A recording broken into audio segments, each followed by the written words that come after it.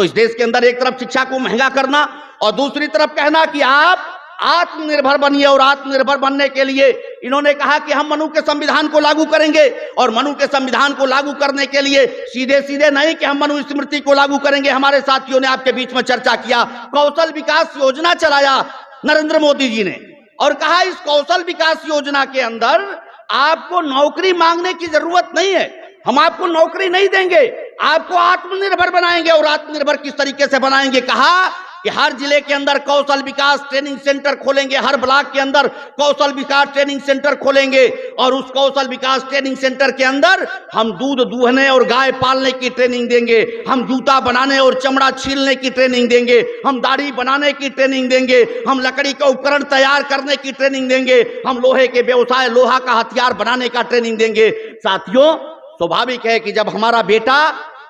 पढ़ाई नहीं कर पाएगा, डॉक्टर और इंजीनियरिंग की तरफ नहीं, डॉक्टरी और इंजीनियरिंग की तरफ नहीं जा पाएगा, और सारी सरकारी नौकरियों को प्राइवेट सेक्टर में भेज दिया जाएगा, आईएएस में लेटरल एंट्री से आईएएस और आईपीएस इस देश में बनाए जाएंगे, जब सारे दरवाजे नौकरी के बंद हो जाएंगे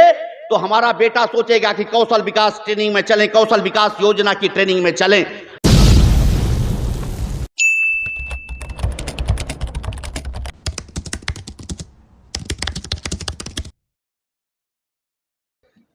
श्रद्धेय भारतीय विद्यार्थी मोर्चा, भारतीय युवा मोर्चा, भारतीय बेरोजगार मोर्चा, राष्ट्रीय आदिवासी छात्र संघ,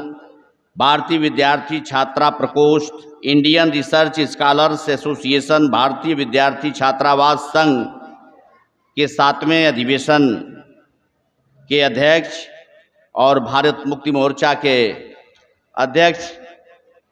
माननीय बामन मेश्राम साहब, जो पूरे देश के अंदर बहुजन समाज में चेतना पैदा करने के लिए और बिना इस बात की परवाह किए कि हमें एमपी और एमएलए बनना है, राजनीतिक जोड़ तोड़ साठ गांठ करके और दिल्ली की संसद में या किसी विधानसभा में हमको पहुंचना है, पूरे देश के अंदर लगातार आप जन आंदोलन और इस तरीके के बुद्धिजीवियों के प्रशिक्षण शिविर, ऐसे कार्यक्रम आयोजित करते हैं। मैं बहुत पहले गंगटोक के आपके प्रशिक्षण शिविर में गया था, 4-5 दिनों का प्रशिक्षण शिविर रहा, उसमें शामिल हुआ। इसके पहले गोरखपुर में एक अधिवेशन हुआ था, उसमें भी मुझे यहाँ गोरखपुर के साथियों ने बुलाया था। तो मैं आज इस गोरखपुर की ऐतिहासिक धरती पर, जहाँ बुद्ध और कबीर ने यहाँ पर अपने परिनिर्वाण को प्राप्त किया, मैं अपने इन बहुजन महापुरुषों बुद्ध और कबीर की धरती गोरखपुर पर आपका अभिनंदन करता हूं, स्वागत करता हूं। विकास पटेल साहब, यहां मंच पर बैठे हुए आदरणीय डॉक्टर विश्वकर्मा साहब, और यहां उपस्थित बहुजन समाज के हमारे बुद्धिजीवी भाई बहन साथी लोग, आज हम सभी लोग यहां मूलतः तो बामन मेश्राम साहब 3-3 घंटे में गंगटोक में आपको सुना था, लगातार आप ही सारे सत्रों के आप ही वक्ता होते थे और बाकी हम सभी लोग श्रोता होते थे। तो जहां बामन मेश्राम साहब हों वहां पर बहुत बोलने की जरूरत नहीं है, लेकिन हमें भी आपके बीच में कुछ कहने के लिए बुलाया गया है। और आज जो परिस्थितियां इस देश के अंदर, आपने जो कहा कि इस देश के अंदर जो बहुजन समाज है वो भिन्न भिन्न जातियों में बटा हुआ 6247 है, और इसे एक करना बहुत कठिन है, लेकिन इसको बामसेफ कर रहा है। देश में तमाम पिछड़ों की, दलितों की और तमाम जातियों की पार्टियां हैं,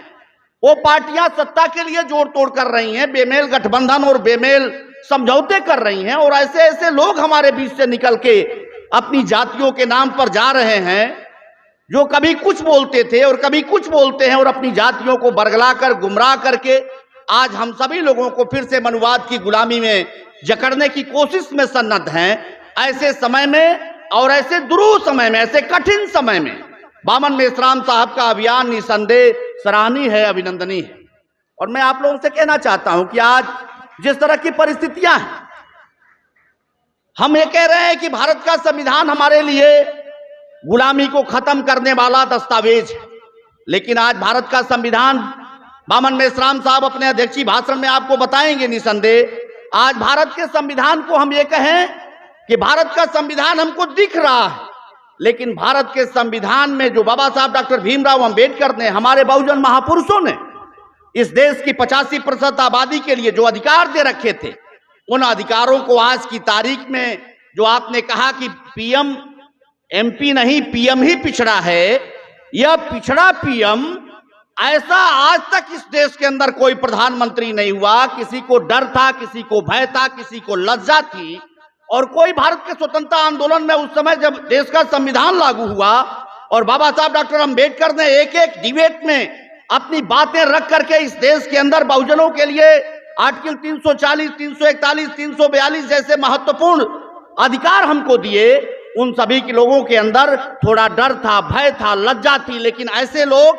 जिन लोगों का किसी भी स्तर पर कभी भी कोई योगदान नहीं रहा, चाहे वो स्वतंत्रता का आंदोलन रहा हो, चाहे वो बहुजनों के लिए किसी तरह का अभियान चलाना रहा हो, चाहे वो मंडल कमीशन का आंदोलन रहा हो, ये नरेंद्र मोदी, ये घांची मारवाड़ी जाति की एक उपजाति है घांची, लेकिन स्वयं मुख्यमंत्री रहते हुए बीपी मंडल कमीशन ने जब सर्वे किया प्रत्येक जिले में जाकर के, तो गुजरात के किसी जिले में घांची को उन्होंने पिछड़ी जात के रूप में चिन्हित नहीं किया। खुद को पिछड़ी जात के रूप में वहां के मुख्यमंत्री के रूप में नरेंद्र मोदी साहब ने अपने आप को शामिल किया। ये आरएसएस की सोची समझी साजिश थी कि घांची बिरादरी जो मारवाड़ी की उपजाति है, उस मारवाड़ी की उपजात घांची को उस प्रदेश के मुख्यमंत्री नरेंद्र मोदी के जरिए पिछड़ी जात में शामिल करा के, और कई दशक बाद जब देश के प्रधानमंत्री के रूप में उनको प्रायोजित करना हो, तो ये प्रचारित किया जाए कि देश का प्रधानमंत्री पद का उम्मीदवार भी पिछड़ी जात का है। ये साजिश थी आरएसएस की, जो जिसकी तरफ संकेत किया आदरणीय बामन मेश्राम साहब ने। और वो घांची प्रधानमंत्री वो कभी भी पिछड़ा नहीं हो सकता, वो पिछड़ा है नहीं, क्योंकि आज तक जितने फैसले पिछड़ी जातियों के खिलाफ किसी भी प्रधानमंत्री को करने की हैसियत नहीं थी, वो सारी की सारी घोषणाएं इस तथाकथित पिछड़ी जात के प्रधानमंत्री से कराई गई। देश का संविधान कहते हैं, हम कहते हैं हमारा संविधान अक्षुण्ण रहेगा, हमारा संविधान सुरक्षित रहेगा। मैं आपसे कहना चाहता हूं कि इस देश के अंदर भारत के संविधान को बदल दिया गया। हमारे पुरखों ने, बाबा साहब डॉक्टर अंबेडकर ने जो आरक्षण का, जो सहभागिता का, जो प्रतिनिधित्व का सिद्धांत दिया, उसमें कहीं भी आर्थिक आधार नहीं था, सामाजिक और शैक्षणिक पिछड़ापन था। जाति के आधार पर, जंगलीपन के आधार पर, आदिवासीपन के आधार पर, सामाजिक और शैक्षणिक पिछड़ेपन के आधार पर इस देश के अंदर हमको विशेष अधिकार मुहैया कराए गए। लेकिन इस देश के संविधान को और हमारे देश के पुरखों के उस आंदोलन को इस तथाकथित पिछड़ी जात के प्रधानमंत्री ने ईडब्ल्यूएस आरक्षण, आर्थिक आधार पर आरक्षण, और किसको, बामन मेश्राम साहब ने आपको इशारा किया कि इस देश के अंदर सारी चीजों का गणना हो गया, लेकिन इस देश के अंदर पिछड़ी जातियों का गणना नहीं हुआ। अनुसूचित जात की गणना की जाती रही आजादी के बाद से ही। अल्पसंख्यक की गणना उनके धर्म के हिसाब से हो जाती है कि कौन कितना मुसलमान, कितना सिख, कितना ईसाई, लेकिन इस देश के अंदर हिंदुओं में पिछड़ी जातियां कितनी हैं, इस बात की गणना नहीं हुई। और बिना गणना कराए, बिना जातिवार गणना कराए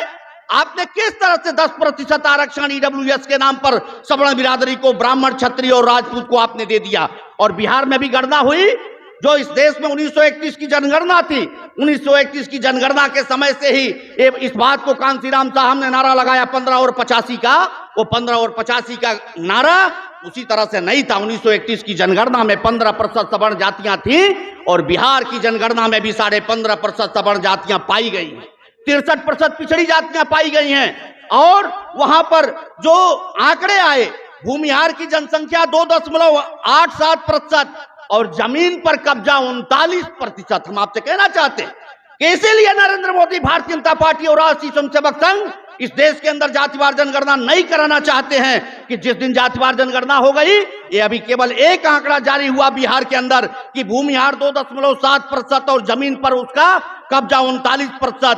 राजपूत 3.4% और जमीन पर कब्जा 19%, ब्राह्मण 3.66% और जमीन पर कब्जा 16%, यादव 14.27% और जमीन पर कब्जा 7.5%, मुस्लिम 17% और जमीन पर कब्जा 4.5%, कुशवाहा 4.21% और जमीन पर कब्जा 2%, चमार 5.26% और जमीन पर कब्जा 0.5%, दुसाद 5.21% और जमीन पर कब्जा 1%, मुसहर 3.9% और जमीन पर कब्जा 0.2%, बनिया 2.3% और जमीन पर कब्जा 1%, कुर्मी 2.88% और जमीन पर कब्जा 2%, धानुक 2.14% और जमीन पर कब्जा 0.4%, तेली 2.1% और जमीन पर कब्जा 0.6%, कानू 2.1% और जमीन पर कब्जा 0.3%, मल्ला 2.61% और जमीन पर कब्जा 0.4%,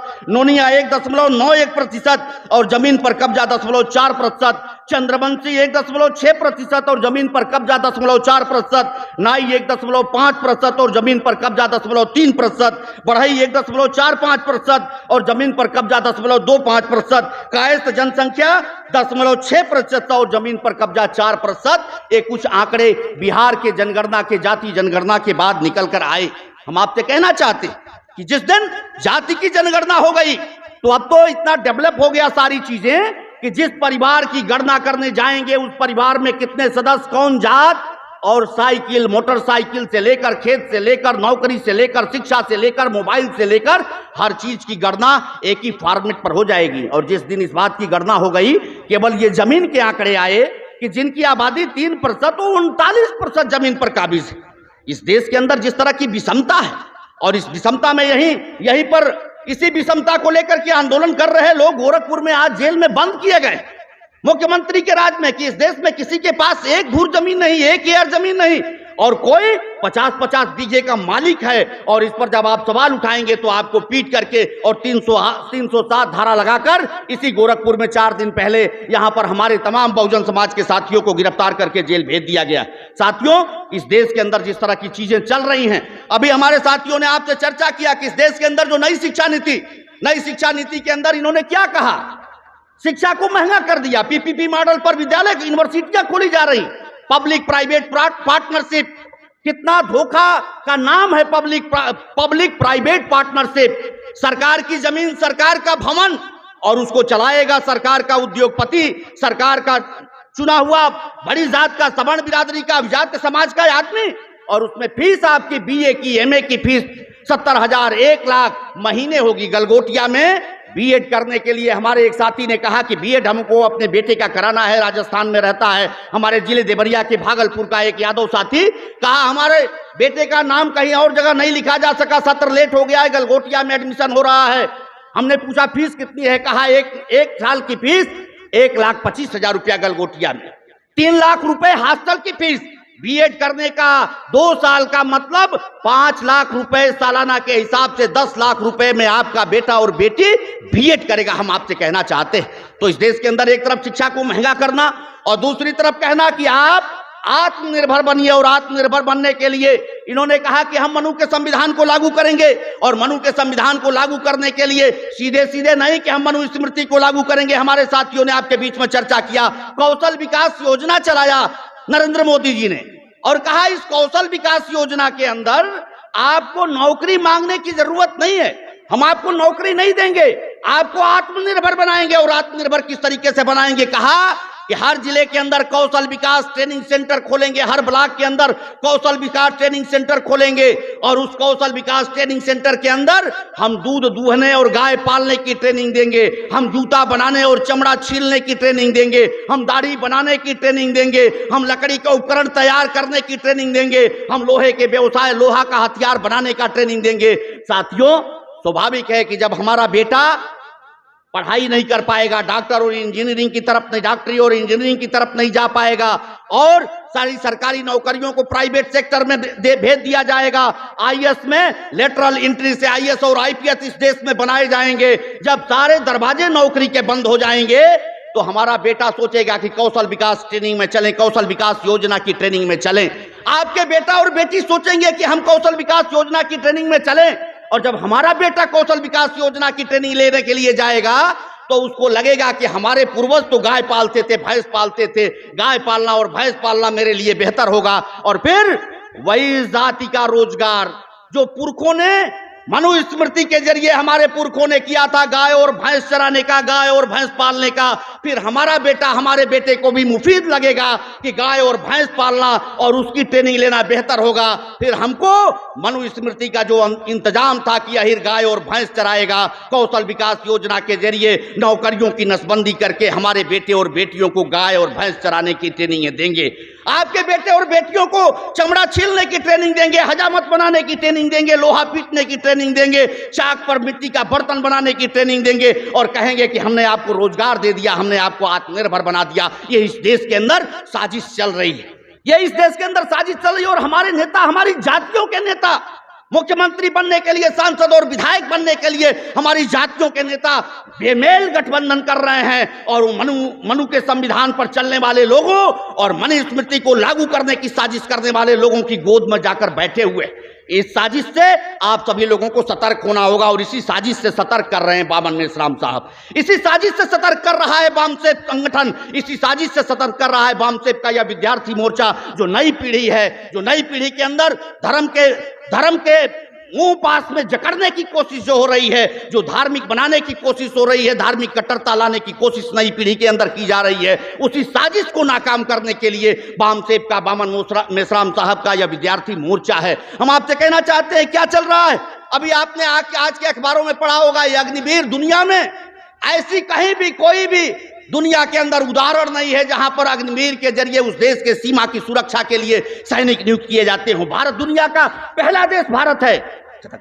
दुनिया का पहला देश भारत है जहां पर अग्निवीर के जरिए देश की सीमाओं को सुरक्षित करने की जिम्मेदारी हम गरीब के नौजवानों को, हम गरीब के बेटों को, हमारे गरीब के बेटों को दिया जा रहा है। और मृत्यु हो गई, मृत्यु के बाद जो एक सैनिक को शहादत के समय सम्मान दिया जाता है, यह कहकर उस सैनिक को, उस अग्निवीर को नहीं दिया गया वह सम्मान कि तुम्हारे लिए प्रोटोकॉल नहीं है, इसलिए कि तुम परमानेंट सैनिक नहीं। हमारे देश के अंदर साथियों, मैं संक्षेप में अपनी बात को खत्म करूंगा, ये अकेले 9,80,000 पद, ये भारत सरकार का आंकड़ा है। 9,80,000 पद आज की तारीख में भारत सरकार के खाली। साथियों, ये नरेंद्र मोदी पिछड़ी जात का प्रधानमंत्री और इसके साथ बैठे हुए पिछड़े जात के सांसद और अनुसूचित जात के सांसद, 10 लाख पद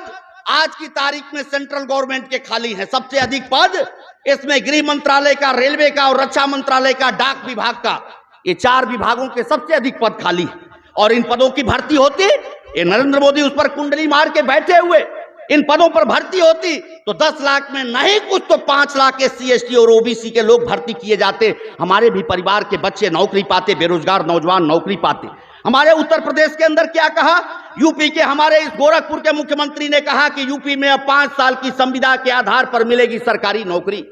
अब उत्तर प्रदेश के अंदर कोई भी सरकारी भर्ती नहीं होगी, 5 वर्ष के लिए यह संविदा पर भर्ती करने का काम करेंगे। इसलिए हम आपसे, और 8वां वेतन आयोग, सरकारी नौकरियों में जो लोग हैं, हमारे देश के प्रधानमंत्री ने कह दिया कि हम 8वां वेतन आयोग नहीं बनाएंगे। जैसे लगता है इनको अपने घर से ला करके इस देश के कर्मचारियों को, हमारे SC ST OBC और दूसरी जात के कर्मचारियों को 8वें वेतन आयोग के तहत देना। और ये साथियों, बिना IAS की परीक्षा दिए 31 लोग IAS बने। ये इस देश के अंदर साजिश हो रही कि नीचे के पदों पर लेखपाल, मास्टर, डॉक्टर, इंजीनियर ये संविदा पर नियुक्त किए जाएं, कॉन्ट्रैक्ट पर नियुक्त किए जाएं। और जो IAS और IPS की नौकरी है, जो PCS की नौकरी है, उसमें लेटरल एंट्री के जरिए, और लेटरल एंट्री के अंदर SC ST OBC और माइनॉरिटी फार्म नहीं भर सकता, आवेदन नहीं कर सकता। और इस पर हमारे देश का कोई भी नेता, कोई भी पार्टी सवाल नहीं उठाती। या फिर लेटरल एंट्री के जरिए जो 2 साल के कॉन्ट्रैक्ट पर तुम IAS और IPS बना रहे हो, इस देश के पॉलिसी मेकिंग का काम, जिनको प्रमुख सचिव और संयुक्त सचिव बना करके भारत सरकार का तुम लेटरल एंट्री के जरिए IAS बनाए हो, उसमें SC ST OBC और माइनॉरिटी के लोग क्यों नहीं अपना आवेदन कर सकते हैं और उनकी भर्ती क्यों नहीं हो सकती है? ये सारे सवाल आज हम सबके बीच में हैं। इसलिए जो प्रबुद्ध साथी हैं, जो बामन मेश्राम साहब ने कहा कि अपनी बात को अपने समाज के अंदर ले जाना है, पहुंचाना है, मैं अपनी बात को, चूंकि वक्ता काफी हैं और विद्वान लोग यहाँ बैठे हुए हैं, इसलिए मैं अपनी बात को समेटते हुए मैं केवल यही कहना चाहता हूं कि आज बहुत ही दुरूह स्थिति है इस देश के अंदर। और धर्म के झंझावात में हम सभी लोगों को फंसा करके धर्म के नाम पर केवल एक सारे मर्ज का एक इलाज है, जय श्री राम, सारे मर्ज का एक इलाज है सनातन धर्म, सारे मर्ज का एक इलाज है इनका धर्म। इसलिए साथियों, हमको बहस करना है बेरोजगारी पर, हमको बहस करना है भारत के संविधान को बचाने पर, हमको बहस करना है महंगाई पर, हमको बहस करना है अपने अधिकारों पर, हमको बहस करना है संविधान को बचाने पर। इन सारे मुद्दों पर बहस करना है। वामसेब का ये कार्यक्रम और ये अधिवेशन विद्यार्थी मोर्चा का यहां पर सफल रहा। हमारे साथी जिन्होंने हमको आमंत्रित किया उनको मैं साधुवाद देता हूं। वामन मेश्राम साहब को पुनः बुद्ध और कबीर की धरती पर स्वागत करता हूं, अभिनंदन करता हूं। बहुत बहुत धन्यवाद। जय भीम, जय मूल निवासी, जय भारत, जय संविधान। धन्यवाद।